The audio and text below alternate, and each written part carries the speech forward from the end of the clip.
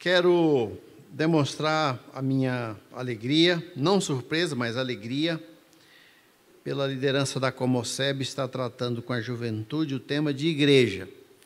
Com a juventude poderia tratar de tantos temas que vamos dizer assim, ensejam mais, né? Se fosse um retiro sobre namoro, então, sobre outras coisas, mas sobre igreja. Desde o ano passado, a juventude, aliás, já em outros retiros, né? Trabalhando a questão de igreja, porque o jovem tem a ver com igreja, adolescente tem a ver com igreja, a igreja é o nosso lugar. Por isso eu fico feliz com a Comoceb trabalhando esse tema, e eu quero contribuir com o início desse retiro, nesse tema geral, com o texto de 2 Coríntios 2, 14 a 17. 2 Coríntios 2, 14 a 17.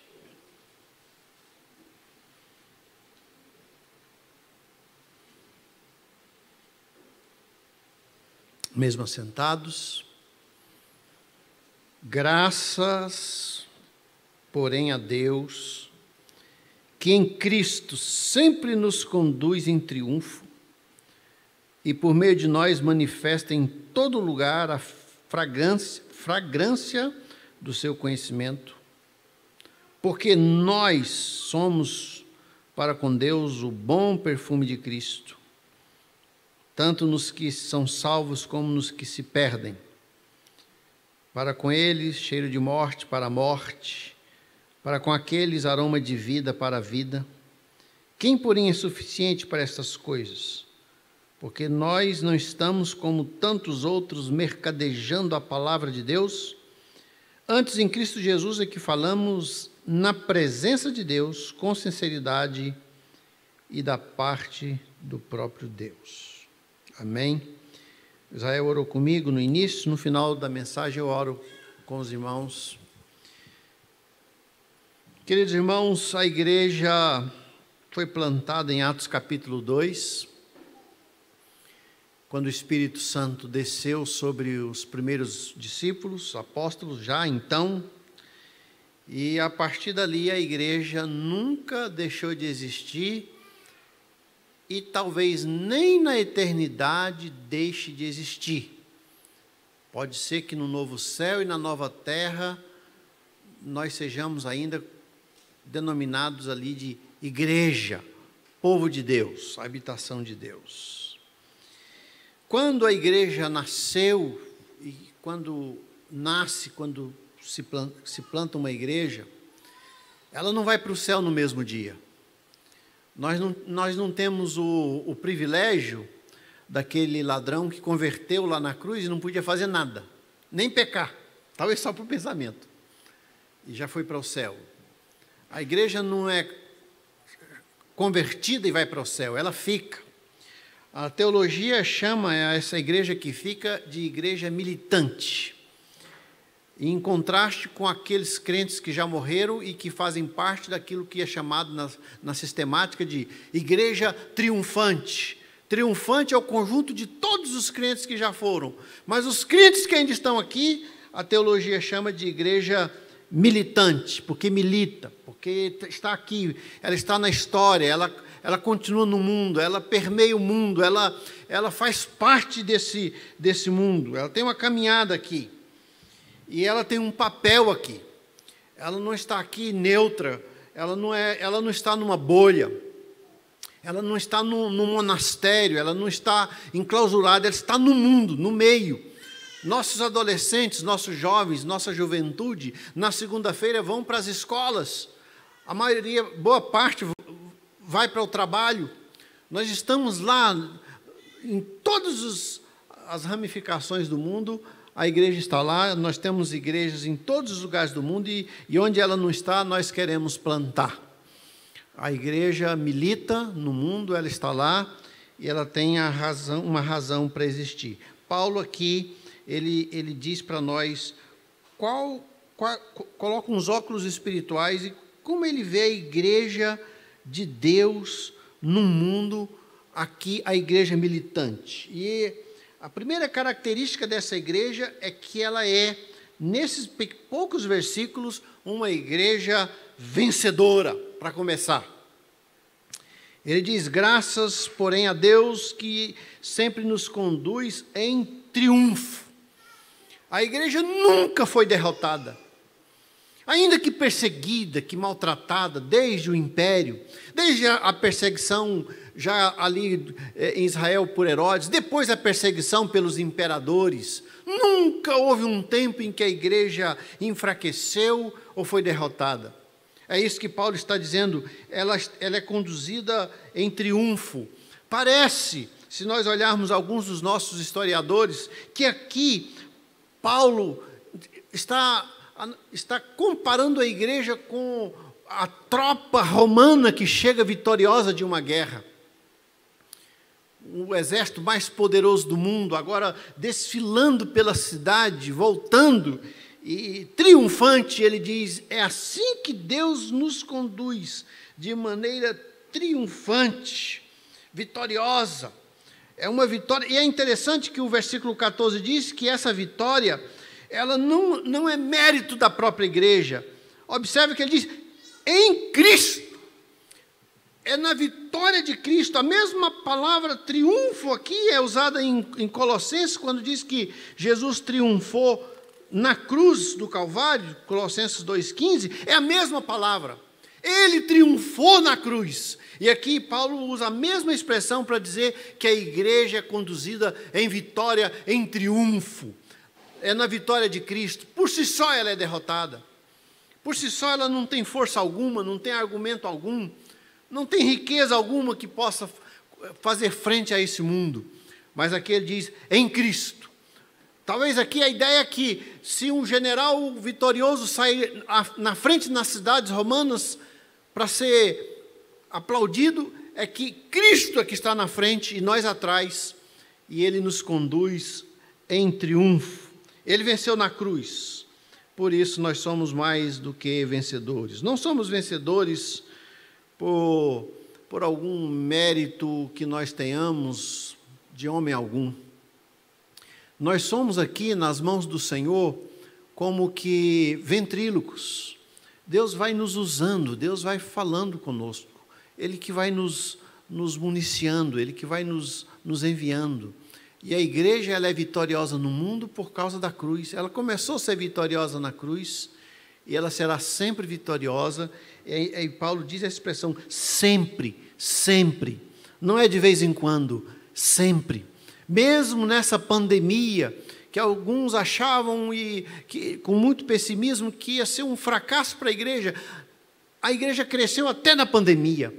Ela passou pela pandemia e não há nada que venha sobre a igreja, nenhum governo, nenhuma ideologia, nada que venha sobre o Brasil ou sobre o mundo que tirará da igreja essa vida vitoriosa. Ela é pecadora, sim. Ela adoece, ela tem tristeza, ela tem seus percalços, suas vicissitudes, suas lutas, mas em nenhum lugar na Bíblia diz que a igreja será derrotada. Sempre, sempre, sempre vitoriosa. Os jovens são vitoriosos. João já dizia isso: jovens, eu vos escrevi porque sois fortes e tendes vencido o mundo.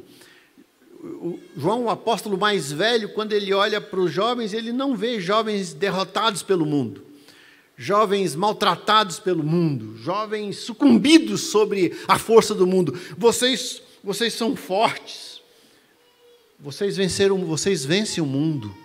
E essa juventude que faz parte de uma igreja, ela será sempre vitoriosa. E não nos impressionemos com dias difíceis sobre a igreja, porque existem dias difíceis demais. Em alguns lugares no mundo a igreja sofre demais. Há assassinatos, prisões. Em muitos lugares os jovens jamais se reuniriam assim em retiro. Jamais. Nós ainda temos essa liberdade. Há muito sofrimento por aí no meio do povo de Deus. Mas aqui tem uma promessa bíblica. Paulo, no meio de um império, o maior império que esteve sobre a face da terra, dominou quase todo mundo conhecido, um império poderoso, vencedor. E Paulo diz aqui que a igreja ela é mais vencedora do que qualquer exército.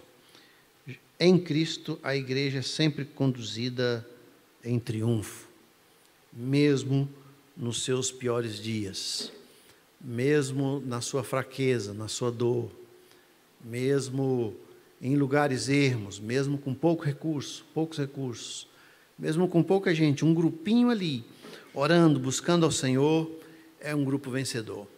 Onde 2 ou 3 se reúnem ali em nome de Jesus, que já tem um aspecto de igreja, espiritualmente a igreja, ali há um grupo destinado a ser vencedor em Cristo, uma igreja vitoriosa que vai ser chamada na eternidade, que vai morar com Deus eternamente no céu.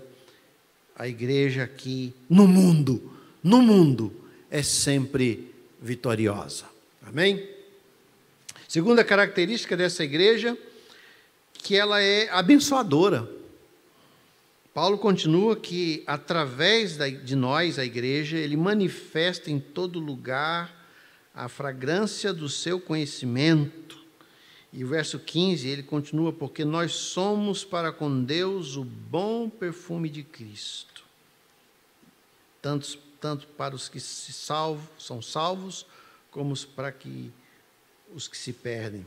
Paulo agora, é possível que na mente dele esteja aquilo que os historiadores vislumbraram, descobriram, que quando o exército volta de uma guerra,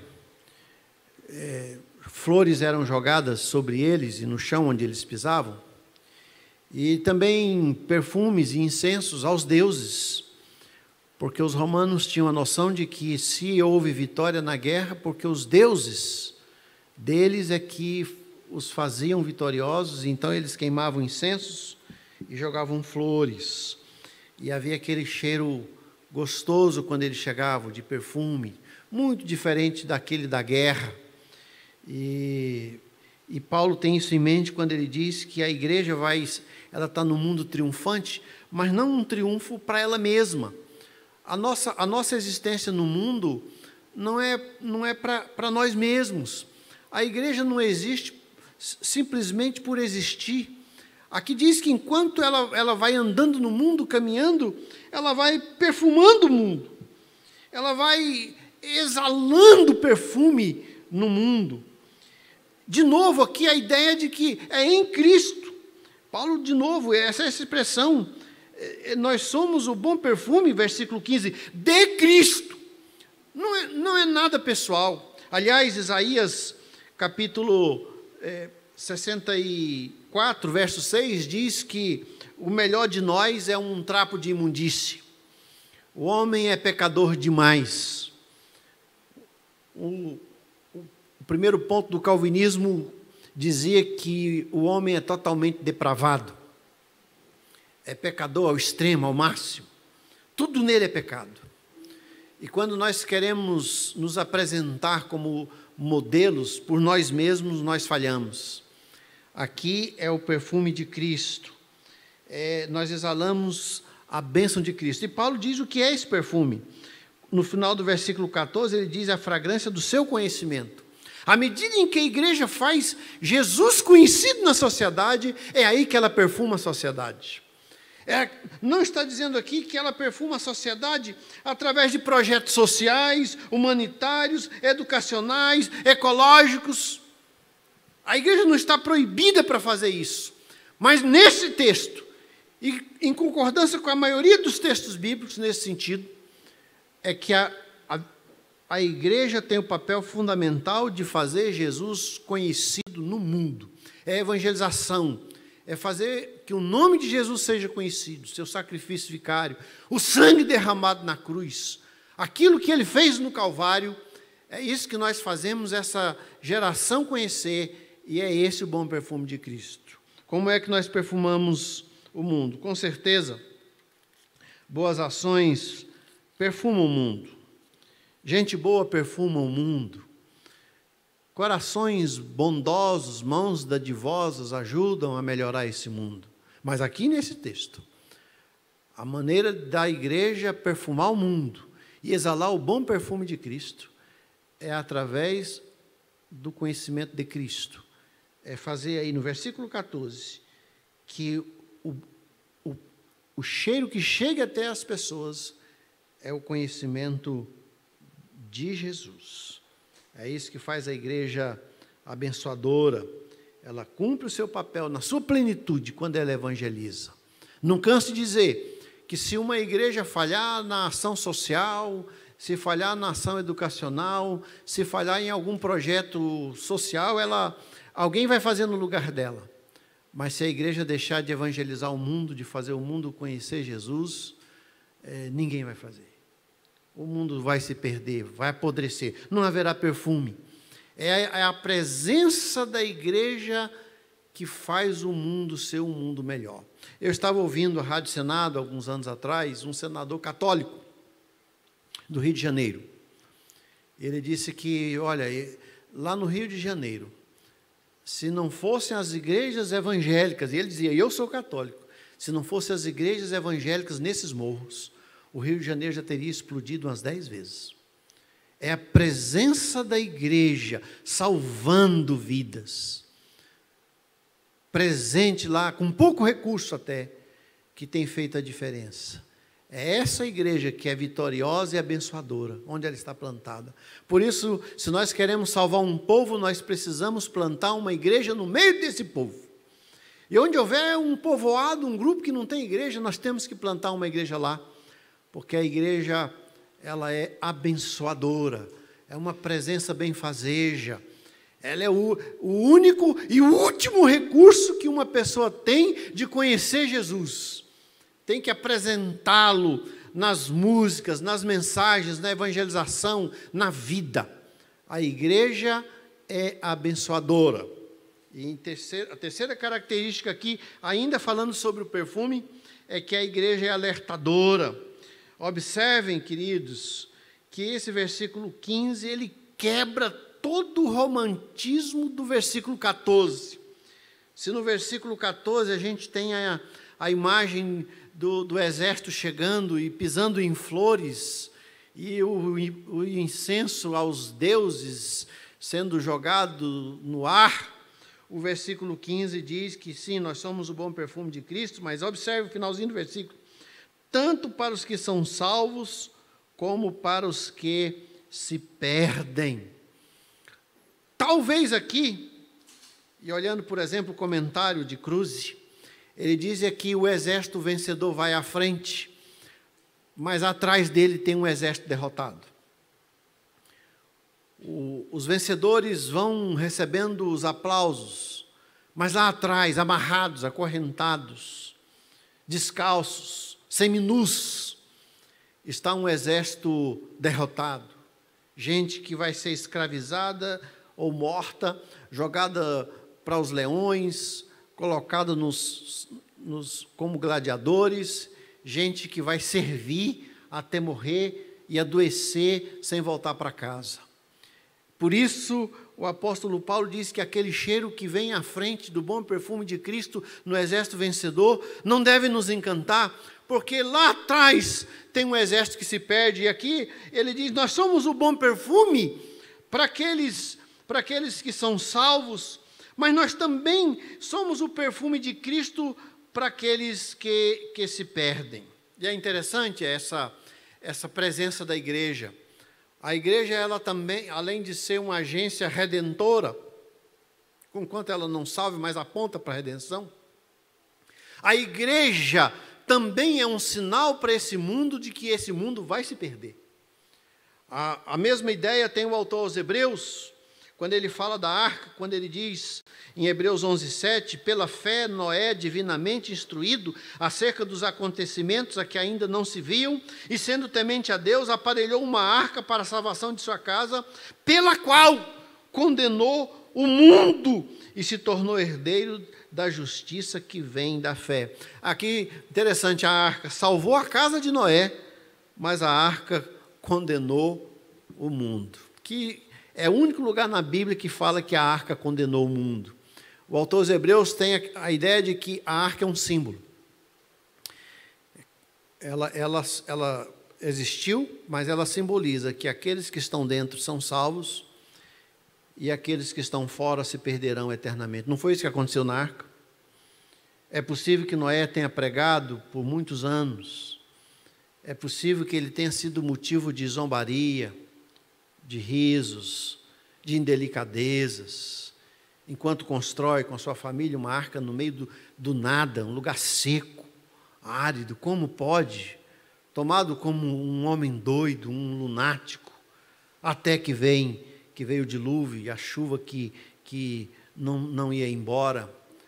É isso que Paulo está dizendo aqui, que nós, enquanto povo de Deus, nós estamos anunciando a salvação, mas a nossa mensagem também é de perdição. Porque aquele que não vem a Cristo, aquele que não tem uma experiência maravilhosa com o Salvador, habitará no inferno eternamente. Ele ficará lá daqui um ano, daqui 2 anos, daqui 1 milhão de anos, daqui 1 bilhão de anos, daqui 1 trilhão de anos. Ele jamais sairá de lá. A sua mente jamais será amenizada, ele jamais terá paz. É um fogo que não consome, mas dói eternamente. É isso que Paulo diz, que há um exército derrotado e que a igreja, enquanto anuncia a salvação daqueles que entrarão na arca, símbolo de Cristo, porque tem muitas histórias no Antigo Testamento que são pequenas histórias da redenção, preparando para a vinda de Jesus. A arca foi uma dessas.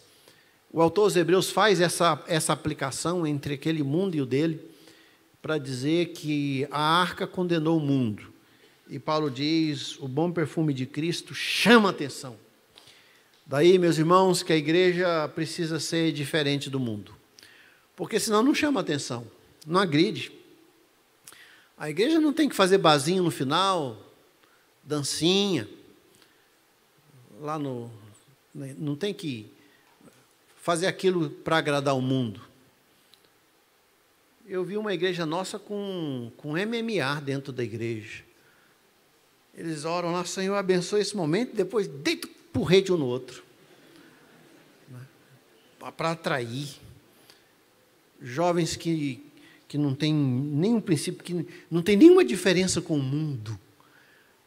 Se a igreja não for diferente do mundo,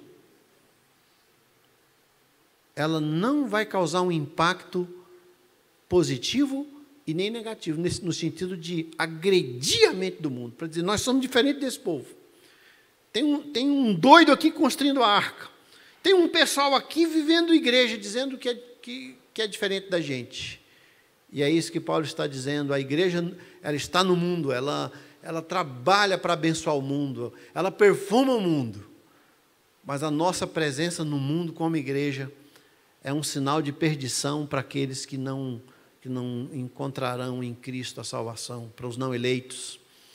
E nós temos que ser um sinal claro de que há um contraste entre nós e o mundo. A igreja é alertadora. O mesmo evangelho que salva, condena. E não há neutralidade aqui em relação ao evangelho. Não tem um meio salvo. Não tem alguém no meio do caminho. Ou é salvo ou não é, ou vai para o céu ou para o inferno. É assim que Deus vê o mundo. Deus só vê 2 grupos, salvos e perdidos. E a igreja precisa trabalhar ardentemente para que aqueles que Deus elegeu sejam alcançados pelo nosso evangelho. Por isso, Paulo diz a Timóteo, em 1 Timóteo 4,2, que ele deveria pregar em tempo e fora de tempo, quer as pessoas queiram ouvir ou não. O fundador da Igreja Cristã Evangélica do Brasil, Frederic Charles Glass, no livro Aventuras com a Bíblia no Brasil, andando por uma cidade aqui no interior de Goiás, ele orava para que alguma porta se abrisse para ele evangelizar naquele dia. E ele viu um muro alto e uma varanda em cima, e ele viu uma senhora. Ele voltou, bateu na porta e disse assim, eu quero vender um livro para a senhora, um livro que vai mudar a vida da senhora, um livro maravilhoso. Ele era comportor. E a mulher falou assim, não tenho interesse nesse livro. Aí ela foi fechar a porta, ele colocou a botina, diz ele. Colocou a botina na porta. A porta bateu na botina. Mas como a senhora diz que esse livro não é importante para a senhora nem conhece o livro. Não, mas eu não tenho dinheiro para comprar. Aí ele diz no livro, toda casa de goiano tem feijão. Então eu disse assim para ela, se a senhora me der um pouco de feijão, a senhora leva esse livro. Ela diz, não tenho feijão. Ele diz, ele em inglês, mentiu. Tem feijão. Não tem. E um pedaço de queijo? Não tem. E tudo que ele falava, ela não tinha. Então ele tirou a botina da porta.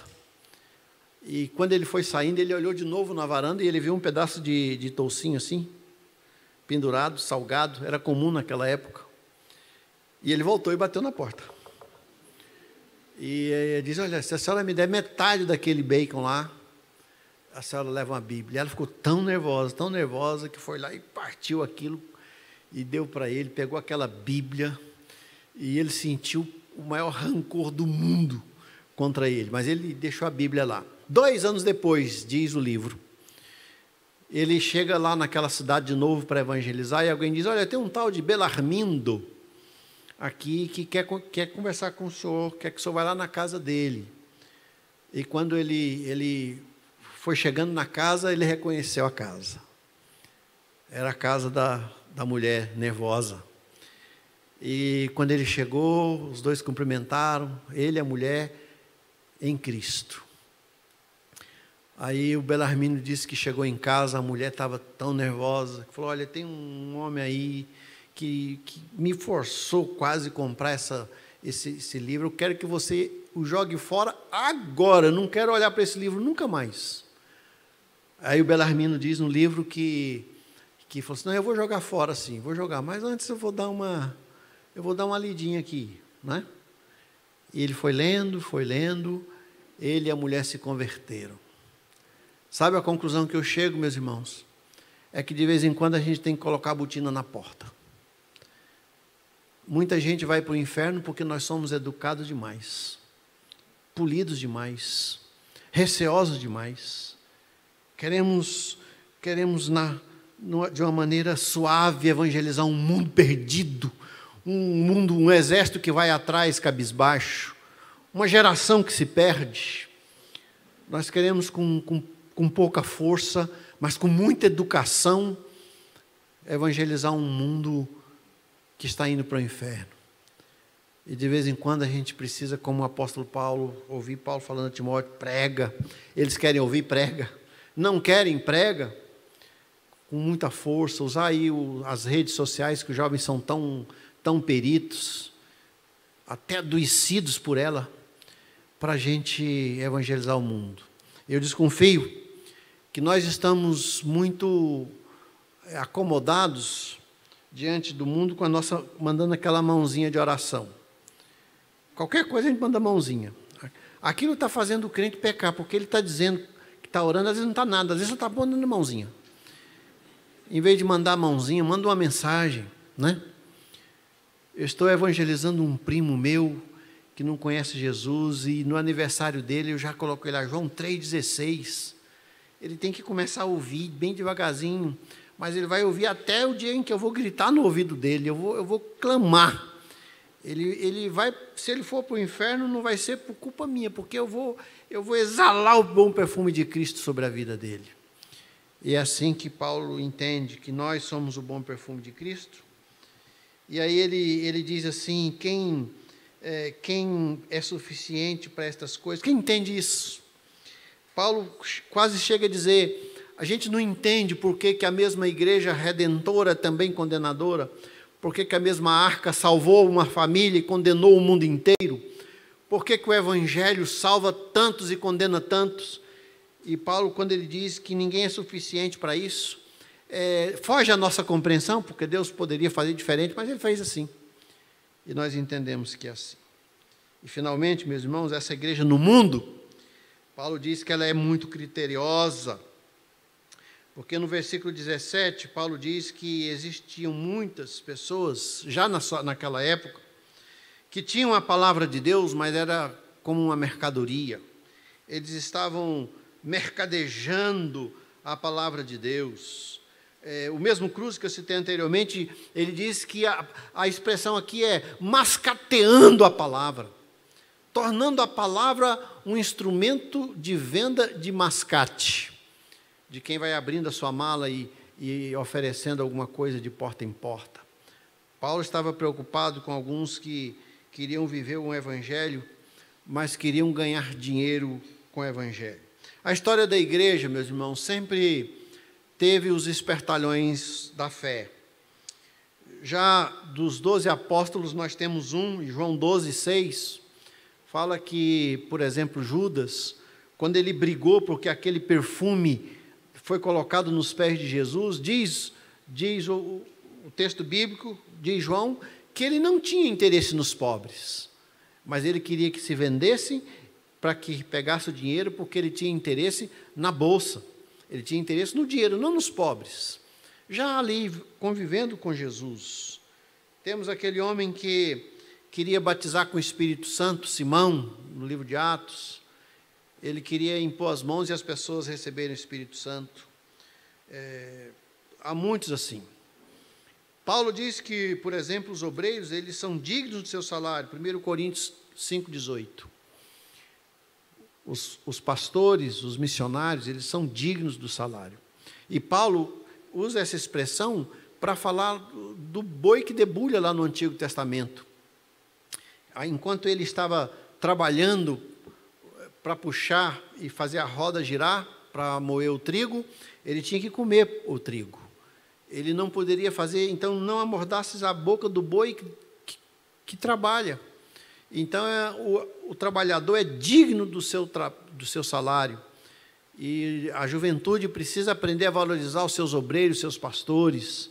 Precisa aprender que através dos dízimos, das ofertas, a igreja sustenta dignamente os seus pastores. Deve ser uma preocupação da igreja isso aí. Mas aqui Paulo está falando não desse salário pastoral, Paulo está falando do luxo, de gente que queria enriquecer usando a palavra. E nós temos que tomar muito cuidado com isso, meus irmãos. Eu sou mais antigo do que os irmãos um pouquinho, e certas coisas me incomodam demais. Esses dias eu vi uma Bíblia como se fosse uma bolsinha. Tem a Bíblia rosinha, aí uma bolsinha assim, para a menininha carregar. Aí ela abre uma Bíblia. Eu olhei para aqui e falei, meu Deus, ou eu estou velho, ou isso aqui está errado, né? Parece que querem vender a Bíblia de qualquer jeito, querem fazer de qualquer jeito, e vão recheando a Bíblia de tantos apetrechos que querem fazer dali um mercado. É mercado quando pessoas ficam cobrando para esses shows aí, não é? Eu não consigo, meus irmãos, entender. Acho que os cantores que vivem da música evangélica, eles precisam do seu sustento, mas há muita indignidade nisso aí. Um pastor nosso que convidou um cantor um tempo atrás, o cantor avisou de lá, olha, eu recebo tanto, se não me engano era 12 mil, metade você manda agora, e metade antes de eu subir no palco, porque se não pagar eu não subo.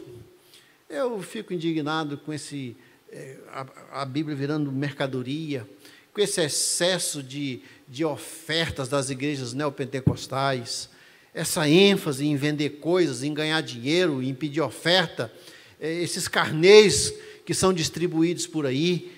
E a Bíblia fala de dízimo e oferta alçada. Dízimo 10% daquilo que a gente ganha e oferta além do dízimo. Não é para substituir o dízimo com a oferta, mas aquele que dá o dízimo dá a oferta. É isso que a Bíblia ensina, e mais nada. E aqui Paulo está falando de gente que vai mercadejando, mas mercadejar aqui também, meus irmãos, não só a questão financeira, mas talvez o fim seja financeiro, é tornar a igreja atrativa para os de fora e a qualquer preço, fazendo qualquer coisa, fazendo qualquer papel na frente da igreja, pastores fazendo qualquer coisa, e gente fazendo peripécias até, para que outros sejam atraídos para a igreja. E é por isso, meus irmãos, que o apóstolo Paulo, quando ele diz, nós não mercadejamos, E qual é o contraste de mercadejar, de fazer por vontade de obter recursos na obra de Deus? É que ele diz assim no versículo 17, antes, em Cristo é que falamos na presença de Deus. Isso aqui é muito importante a gente saber que, por exemplo, eu estou aqui na presença dos irmãos, mas em nenhum momento eu posso perder a noção de que eu estou também. E mais importante, na presença de Deus, é isso que Paulo diz, na presença de Deus é que falamos. Deus é que está vendo, Deus é que está julgando. Eu tenho que falar como se ele estivesse ao meu lado e ouvindo, e ele precisa concordar comigo, porque se ele não concordar, eu que estou errado. Eu preciso falar na presença de Deus, e aqui diz, com sinceridade e da parte do próprio Deus, na presença dele e por parte dele, como embaixadores. Nós somos embaixadores, falamos aquilo que nós ouvimos. Por isso que falamos tem que ter capítulo, versículo, tem que ter doutrina, hermenêutica, exegese, beleza, porque nós não podemos mercadejar a palavra de Deus. A aplicação final que eu faço nesse ponto é, nossa igreja está num mundo, especialmente o mundo ocidental, é um mundo capitalista. Tudo em torno de nós cheira dinheiro. Tudo. E a igreja está num mundo assim. E se já na época do apóstolo Paulo, tínhamos algumas pessoas que queriam ganhar dinheiro às custas da palavra de Deus, da pregação, hoje mais ainda, e nós temos que vigiar para que nós não tenhamos o mesmo impulso, para que nossos pastores sejam zelosos, para que nós falemos com sinceridade, sem fingimento da parte do próprio Deus, ganhando ou não ganhando. Em igreja rica ou igreja pobre, ganhando um salário alto ou um salário pequeno, ou sendo um missionário que tem o sustento todo ou não tem, com recurso ou sem recurso, nós, no mundo, não vamos negociar a palavra de Deus, a mensagem, a proclamação do Evangelho. Não precisamos ter muitas fantasias, não precisamos de muita criatividade, não precisamos atrair o povo como se nós fôssemos dar um show para o povo. Nós precisamos pregar da parte de Deus, como quem prega com tanto zelo, na convicção plena de que se a pessoa não ouviu o Evangelho e não tiver uma experiência com Cristo, ela perecerá eternamente. É isso que nós temos aqui. Eu concluo dizendo para a nossa juventude, que Deus abençoe a juventude cristã evangélica nesse retiro, que Deus abençoe vocês na volta para casa, que lá na sua igreja local, seja a sua igreja mais simples ou mais sofisticada que for, tenha noção plena de que aquela igreja não é solta, ela faz parte de um plano espiritual, universal, eterno. E aquela sua igreja, onde você frequenta, você é membro, é uma igreja que será sempre vitoriosa, uma igreja sempre abençoadora onde ela está, ela faz diferença, ela precisa estar ali. Uma igreja alertadora, que alerta o mundo que se o mundo não conhecer Jesus, a perdição é eterna. Um pastor que eu conheci, ele dizia que seus filhos adolescentes estavam se perdendo dentro da igreja, e ele sempre tratava os meninos, meus lindinhos, meus anjinhos, meus filhinhos. Quando esses meninos entraram na juventude, começaram a se afastar, ele os reuniu no sofá da casa e diz: vocês estão desgraçadamente perdidos, vocês vão para o inferno eterno. Aí um até brincou: ué, cadê o negócio do meu anjinho, meu lindinho? Ele falou: anjinho e lindinho no inferno. E uma das filhas dele, ele já morreu, dando testemunho esses dias atrás, falou: naquele dia os 4 filhos foram salvos. A igreja é alertadora, ela não brinca com adolescente dentro de igreja. A igreja não tem clube de adolescente, a Bíblia tem adolescentes e jovens salvos. E essa igreja que está no mundo, ela não quer vender o Evangelho, ela não quer o Evangelho fácil, ela não vai mercadejar a palavra, Evangelho sério, Evangelho redentor, Evangelho que custou o sangue de Jesus. Evangelho que triunfou na cruz do Calvário. Que Deus abençoe vocês. Feche os seus olhos para orarmos juntos um pouquinho. Fala um pouquinho com Deus, depois eu falo.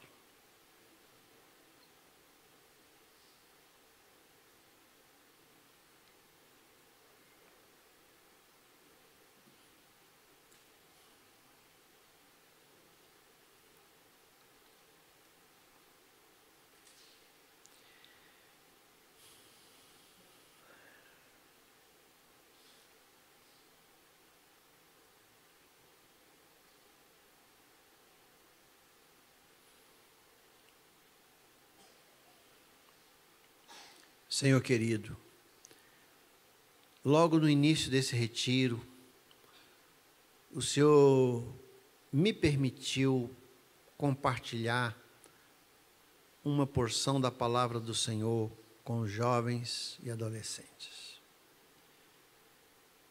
E os adultos que estão aqui, meus colegas pastores, outros irmãos. Eu vou embora para casa, mas quando eles colocarem a cabeça hoje no travesseiro, cedo ou tarde, que essa palavra volte para suas mentes e corações.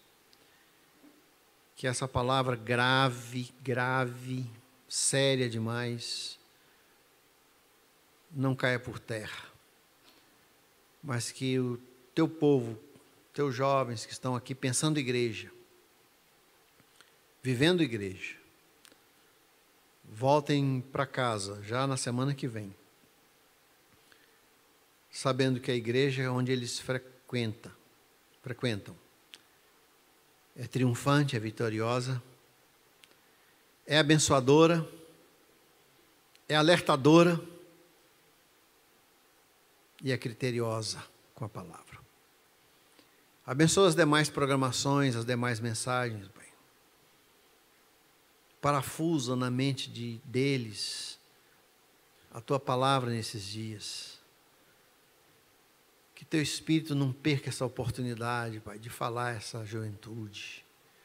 Usa cada música, cada dirigente, cada pregador, cada seminário, cada conversa, cada grupo, cada período de oração, cada compartilhamento, para fazer uma obra maravilhosa na juventude cristã evangélica. Porque é assim que nós estamos pedindo, para que a partir daqui, quando eles voltarem para casa, que as nossas igrejas sejam muito abençoadas pela presença deles. Continua abençoando, Pai, em nome de Jesus. Amém? Deus abençoe.